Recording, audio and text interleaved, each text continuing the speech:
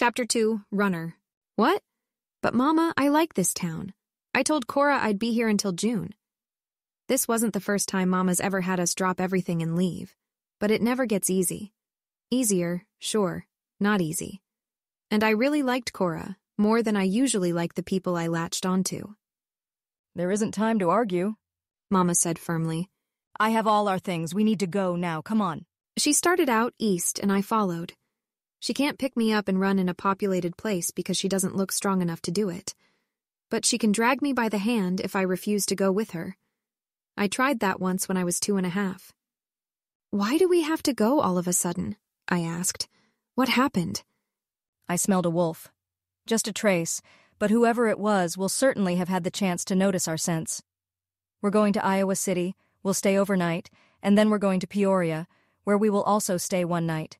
And then, unless I see anyone familiar or smell wolf again, we can find another town to stay in longer. Who was it? I asked, jogging after her. We don't usually go to cities that big. They are more likely to have vampires in them, since humans are thicker on the ground, and it's less obvious if one goes missing occasionally. Mama prefers towns big enough to have libraries, but only just. The sunnier the area, the bigger a town she'll risk. I guess she thought the wolves would stay out of cities or something.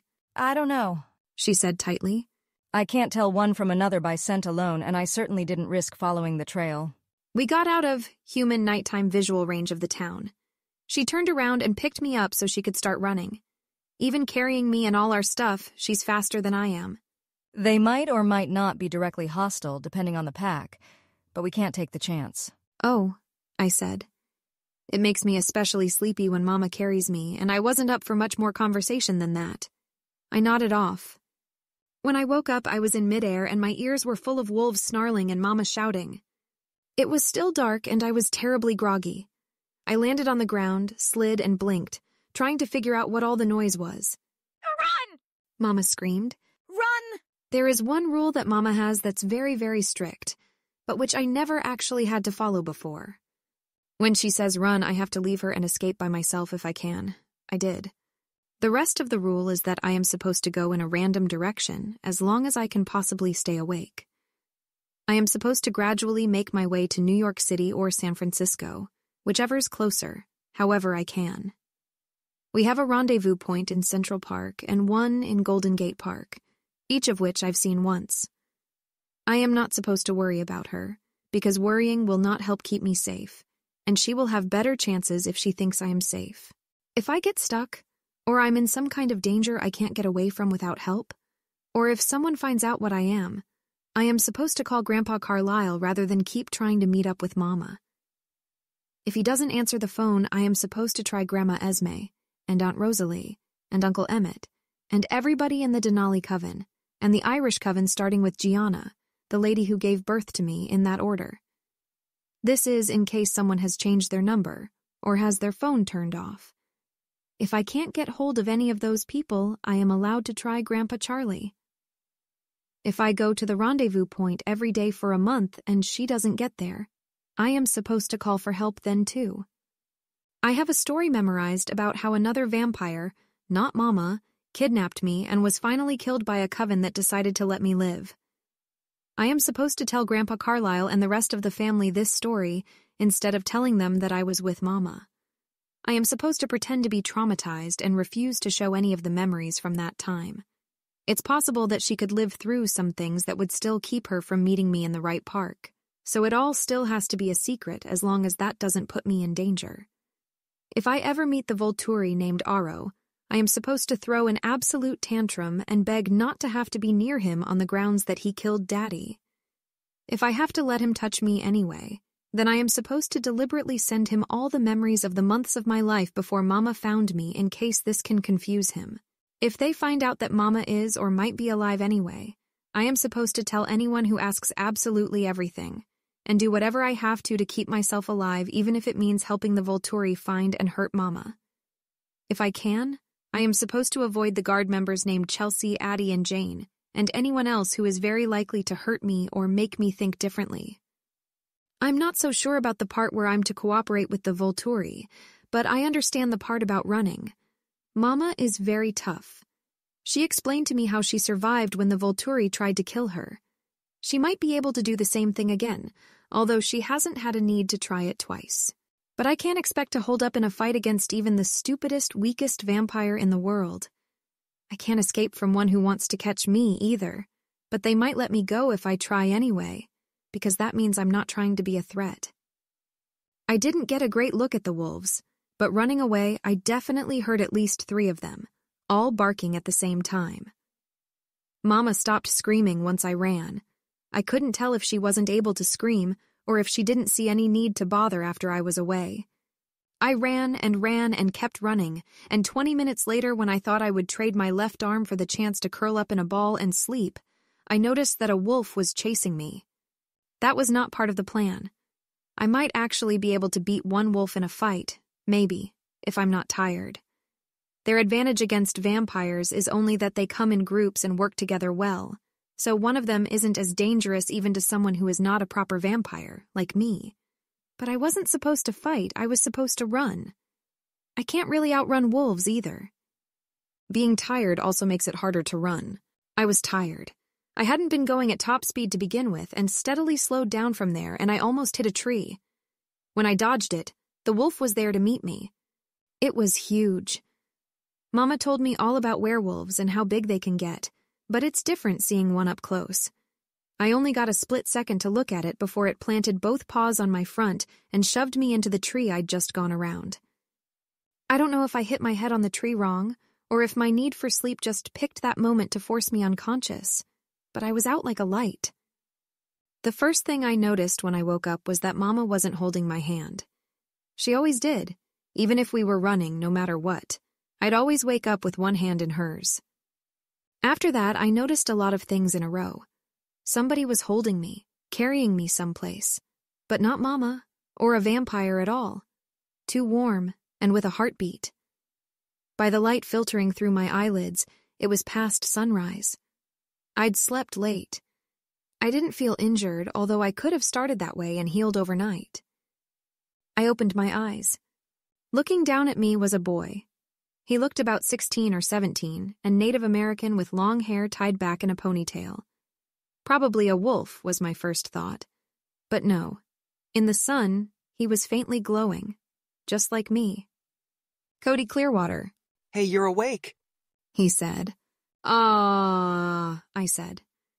Sure, the last Mama heard was that Jacob's pack took Cody with them when they ran, but anything could have happened in that time, including the Volturi getting the 3rd pack and Cody with them. I tried to twist myself out of his grip, but he held on. Hey, he said. I'm not gonna hurt you. Let me go, I yelled. I drew on my power to make it convey how scared I was. If he didn't want to hurt me, he might not want me to be scared either. And if he did want to hurt me, it wasn't going to get worse if he knew I was afraid. Please, please let me go. We have to keep running, he said. The kept wolves are after us. If I put you down, will you follow me? The who? I don't know what you know. Okay, there's good werewolves and bad werewolves, and I'm with the good wolves, and some bad wolves found you and that vampire you were with back there, and some good wolves and me were there too, and... He huffed. It's kind of hard to deliver exposition and run at the same time, so can I maybe ask you to just trust me? We're seriously like 5 minutes from camp, and it's safe to stop there. Okay, I said meekly. My stomach rumbled. We've got food, Cody said encouragingly. Food or blood? I asked. He'd been carrying me around for goodness only knew how long. He had to have figured out that I was a half-vampire. I mean food. If you want blood, you have to catch it yourself. You venomous? He asked. No. Wolves will be able to share prey with you then if you drag them back to camp once they're dried up. I can't do that. Have to eat my own leftovers. He winked at me. Will you put me down, please? I'll come with you, I said. He tossed me into the air, and I was able to come down on my feet and keep up with him. Nice landing. So what's your name? Did he not know? What's yours? Cody Clearwater. Look, I'm really not going to hurt you, and I'm already pretty sure you're Elspeth Cullen, but I'm trying to be friendly here instead of all creepy with the I know who you are woo crap. I'm Elspeth, I sighed. And I knew who you were too. Woo. He laughed. Up there, he said, pointing at a completely nondescript area of forest. I was pretty sure we were still in Iowa. I followed him. He could have hurt me when I was knocked out or asleep or whichever I was if he'd wanted. I'd need to go to New York eventually, but stopping for food and to get my bearings would probably help. "There's nothing here, Cody," I said. How do you think we're still all alive, with the kept wolves running around? He asked. Para hides us. Para, it's Cody and a friend. He yelled at the apparently empty trees. "It's not just that I don't see anything," I said. "I also don't hear or smell anything. I haven't tripped over anybody either." Para's good, he agreed, going a few feet forward to try again. Problem is, the hiding goes both ways. Except Para herself, everybody she hides can only see other hidden people. So I have to get close to her in particular, not just any random person, and she doesn't have very good hearing. She might even still be asleep. Para! Cody disappeared. I considered whether to run for it. I could go on to New York alone, maybe. After a minute's thought, I'd actually gone so far as to take 2 steps. If Para's power would hide me from everyone and vice versa, I'd never be able to find Mama until Para let me go, and I wasn't sure I could trust her. But then Cody came back into existence. "Welcome, Elspeth," said a woman. She was standing right next to me, one hand out like she'd just touched my shoulder. "I'm Para." She looked sleepy and Hispanic and in her late 20s, or early 30s. I saw a few tents set up that hadn't been there before, presumably hidden the same way, and heard snoring and breathing and heartbeats. Between 2 of the tents was a chocolate-furred wolf, lounging on the ground. "It's nice to meet you," I said hesitantly. Can someone please tell me what is going on?" Sure, said Cody. it's safe here. Oh, and I promised food. He tossed me a granola bar from out of a paper grocery bag that was hanging from a branch. I unwrapped it and ate. "So," I said, "my explanation?" Right. He said. So, like I said, good wolves and bad wolves, where good means don't want to eat your face, and bad means might want to eat your face. I've been calling the bad wolves kept. They work for the Volturi. He trailed off. Feel like telling me how much of the backstory you already know so I can skip the parts that'll be repetitive? "I will if you'll tell me what you already know about me," I said. You're Elspeth Cullen, said Cody, rolling his eyes good-naturedly. Your grandfather Charlie was a good friend of my parents before they died. Before your parents died, your mom was the one who activated the pack. She also turned my dad when my sister hurt him, delivered me when I came along, and forgot to warn anybody about a vampire from Alaska named Irina, who tipped off the Volturi about wolves existing when Becky's pack killed her mate. The Volturi showed up. Jake split off this pack and warned your mom. She and your dad showed up. Rachel and Becky and their packs had been completely brain-fried by a couple of the guard, and your parents both died. You were someplace else at the time. I'm going to guess your parents' coven, but who knows? And now, for some reason, you're in the middle of Iowa with a vampire. She a relative of yours, maybe. I know who the Volturi are. I know how wolves work. I know about the twins' packs working for the Volturi. I know what happened to my parents. I listed, not mentioning what I knew about Mama's status. I finished my granola bar and Cody threw me a bag of popcorn. Okay, so Para here is Brady's girl. Cody said, pointing at Para. Brady was with Becky's pack, back before your parents and mine were killed, and he was a kept wolf for almost a month. We, Jake's pack and Imprints and me, were on the run that entire time. We're pretty sure the only reason we didn't get killed or captured was that the Volturi figured they could take their time and get us later. But then they brought in Para, because they like collecting witches, and she's one hell of a witch. "Thanks ever so," said Para in heavily accented English. Cody grinned at her. So, he went on, before they could fry Para's brain or turn her into a vampire, Brady laid eyes on her and poof, she's the center of his universe. You know how this works. Para wants to not be fried or bit, so Brady defects packs, joins Jake's, and they get the hell out of Dodge. Where by Dodge, I mean Volterra. They find us via telepathy, and since then we've had it way easier, courtesy of Para being excellent. How would the Volturi have caught Para in the first place?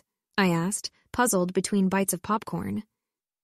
They've got some hell of a witches too, Cody said. "I was betrayed by someone who I had thought was a friend." Para said gravely. I do not believe she could have captured me if I had been on my guard and had not trusted her. That part's a long story. Said Cody. Later. Anyway, when we're hidden, we can't see or talk to anybody who isn't. Well, Para can see everybody, but they can't see her when she hides. It can make a person kind of stir-crazy to have such a limited social circle. So sometimes Para unhides a few of us because we don't want to start killing each other. Problem is that Dimitri can tell where we are, and if anybody unhides while he's lurking with a pack of Volturi or kept wolves, we've got trouble. The good news is that they don't usually bother to stake us out, and they only use small teams for the purpose because they don't want to tie up large portions of the guard. But they were staking you out yesterday? I surmised. Looks that way. Cody said. Me and Jake and Jared and Victor unhid to scope out the area, and what should we find but a few kept wolves? They're the ones attacked you and your friend. What happened to her? I demanded. Cody winced. By the time any of us got on the scene, she was already in bits and on fire. The kept wolves ran off all by themselves. The smoke'll knock wolves out if they breathe it. And Jake and Jared chased Dimitri. Victor and I went after you because we could tell by the scent you were a half-sea, and I wanted to see who you were. But when Victor caught up to you and nabbed you, you fainted, so we figured you were scared of wolves, and he went to join up with Jake and Jared, and I carried you this away. Those three will be back any minute now. Any news, Quill? He asked the chocolate-furred wolf. The wolf, apparently Quill, shook his head. I supposed he was in wolf form to serve as a walkie-talkie. Oh, I said. If everyone had run from the scene at the time Cody described, Mama was probably alive. Being on fire would hurt terribly, of course, but she could live through it. She would meet me in Central Park. I just needed to go there. Are you okay about your friend? Cody asked, leaning in.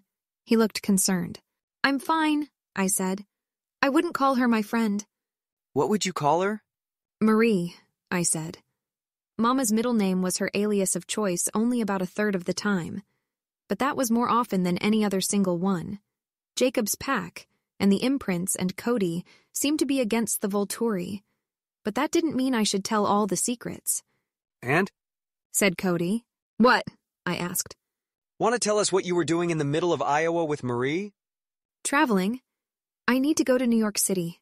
I can find family there, I said. I guess Para will have to unhide me for me to do that. A native-looking woman's head poked out of one of the tents. So help me, she said. If all this chat wakes the baby again, I will sick Victor on you all when he comes back. Good morning to you too, Maureen, said Cody dryly. Para said, Really, it is very early. I would like another few minutes of sleep before they return, and I have to hide them too. Perhaps you could take your conversation elsewhere. She went into one of the tents. Maureen zipped hers back up too, and it was just me and Cody and Quill and a lot of tents in the woods. Let's go for a walk and talk, Cody suggested, and I followed him. So, explain Para's power to me, I said. The tents were hidden, but I saw the same trees before and after she hid me. So the trees couldn't be hidden. Wow, you go right for the tricky questions. I've lived with Para most of my life, and I barely understand how she works. Okay, so you have the hiding place. That's where we are now. And you have outside, which is where we were before she hit us. Outside is where people normally receive their mail. Objects and plants and animals, on the other hand, usually exist both in the hiding place and outside, for some reason. But the tents. Para can touch stuff to make it exist only in the hiding place, and that's what happened with the tents. We didn't want someone stealing them or something. This also explains why we have tents and food and stuff. Sorry to inform you that you've fallen in with a pack of thieves. Para just walks into places and hides whatever we want so we can walk out without it being noticed. If we pick things up without them being hidden first, people outside can see them floating. Disappearances are easier to time so nobody sees it happen. I mean, the Volturi can't get much more out for our blood than they already are, but there's no sense leaving collateral damage by letting bystanders see too much. I guess that makes sense. Hiding all the time like that would make it difficult to pursue any sort of gainful employment. I've never stolen anything, and I don't think Mama has either, but she gave me explicit permission to mug humans for money or their phones or whatever. I needed if I ran out of pocket money on the way to a rendezvous. You think so? It confuses the hell out of me. He laughed.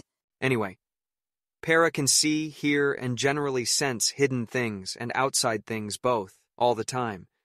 But she can only physically interact with stuff that's wherever she is. Except she can touch things in either place to hide or unhide them. She's hidden now, and she could hear me when I was unhidden. So I wandered around yelling, "Para, hey Para," until she woke up and poked me to hide me. Then I explained, and she hid you too. You could walk into the nearest town and it'd be the spookiest thing you ever saw. Cars driving themselves and whatnot. Are our clothes hidden? I asked, looking down at myself. I was a little scruffy from all the flinging that had happened to me overnight. And are clothes on people outside invisible to hidden people? Yeah, we're not sure why that happens. Anything that's really on your person, not just in your hand or whatever, like something that would stay put if you went completely limp and were levitated into the air, will come with you when you hide or unhide, and isn't in both places like other stuff. What would happen if someone or something went from the hiding place to outside while it was in the same place as something outside? Or vice versa? Don't know. Cody said frankly. Para avoids that because she's pretty sure it couldn't be good. If I'm asking her to hide me and she doesn't do it right away, I walk a few steps forward in case I'm intersecting something or somebody. I nodded. Okay, that's interesting. It's amazing she can do so much while she's human. Yeah, we all owe her our lives about 1,000 times over. I do need to go to New York, I said after a silence. Mama would surely be long gone from where she'd fallen by now on her way to the park to wait for me. It's not so urgent that I have to go right now, but I feel like I should be clear that I'm not joining the pack or anything. I really appreciate that you picked me up. I wouldn't have wanted to get gotten by the kept wolves, and it might make sense for me to hang out for a while if that's okay, at least until they and Dimitri are gone. But eventually, as soon as it's safe, I need to go to New York. I could put off setting out, if that would make the trip safer. Unlike me, Mama doesn't have a 1-month limit on how long she's supposed to wait. She'll be worried if I take forever to get there, but she told me to take the safest route even if it's slower. That's okay, he said. We move around a lot, just to make it inconvenient for the Volturi and the kept wolves, so they have to haul out Dimitri every time they want to know where we're at, and to avoid hitting places too hard with all the theft. I don't think anybody'd mind escorting you, as long as you're not in a hurry. Really? You seem like a nice bunch of people, but why would you want to escort me halfway across the country? I asked. Because I like you, he said, grinning. You're the only other half-vampire I ever met. I kind of want to keep you around. And you're in charge of where the pack travels? I asked skeptically. Well, no, Cody said, frowning. I don't mean to give that impression, but we don't usually have any place in particular to go, so if you suggest one, no one's liable to kick up a fuss. I'll just say, "Hey Jake, let's take Elspeth to New York City where she needs to go," and he'll say, "Sure, Cody, that sounds fine to me," and then next time we break camp, we'll go in that direction, and so on. I nodded slowly. So, this sounds like a fine plan to me, I said, and Cody grinned broadly.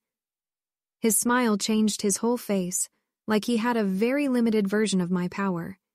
He could communicate I am happy, impossible to disbelieve or misunderstand. Traveling with the pack would certainly be easier and safer than trying to stretch the money in my pocket across 6 states. Mama would approve. I just need to keep quiet about the details.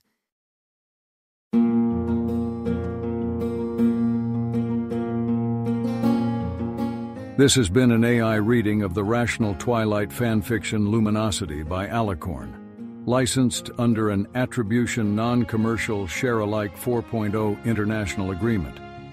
If you wish to support this AI reading and others like it, please visit patreon.com/AskWhoCastsAI, where we are releasing episodes 4 weeks in advance of the regular feed. Thanks for listening.